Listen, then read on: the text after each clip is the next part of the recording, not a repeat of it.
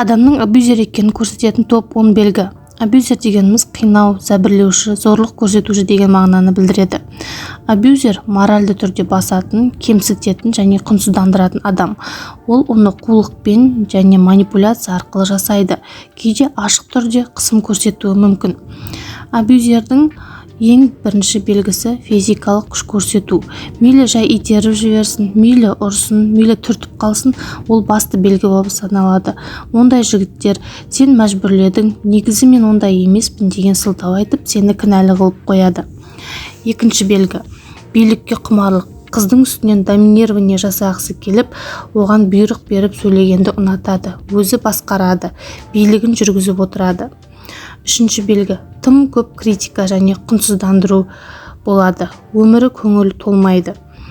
Мені жақсы көрмейсің, қайда жүрсің, 5 минут қайда кешіктің деп әр майда шүйдеге көңілі толмайды. Төртінші, сенің жеке шекараңды бұзады. Сенің киген киіміңе, ішкен жегеніңе, ұстаған телефоныңа, барлығына араласып, кіммен сөйлесіп жүрсің деген сияқты сенің жеке границаңды бұзып отырады. Бесінші, сенің ойыңды мүлдем тыңдамайды, сенімен ақылдаспайды. Алтыншы, сенің эмоцияларыңды жоққа шығарады. Қандай күйде жүрсің, не сезінесің сияқты оны қызықтырмайды.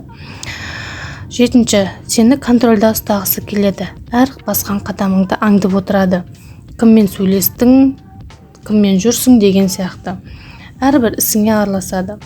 Сегізінші, ол үшін өзі ғана ақылды, басқалары ақылсыз, мисыз болып көрінеді. Тоғызыншы, көңіл күйі тұрақсыз, ұсақ түйекке бола жанжал шығарып, әйелін ренжітіп алады да, кейін ештеңе болмағанда кешірім сұрай салады. Яғни бұлар оған үйреніп кеткен. Оныншы, бірге жұмыс жасай алмайды. Олар үшін тең құқық деген жоқ. Еркек басшы, билік, әйел екінші сорт болып қалады деген ұғымда. Абьюзер жігіттен аулақ болуға тырысыңыздар. Егер осы белгілердің біреуі ғана болатын болса, онда байқаңыздар.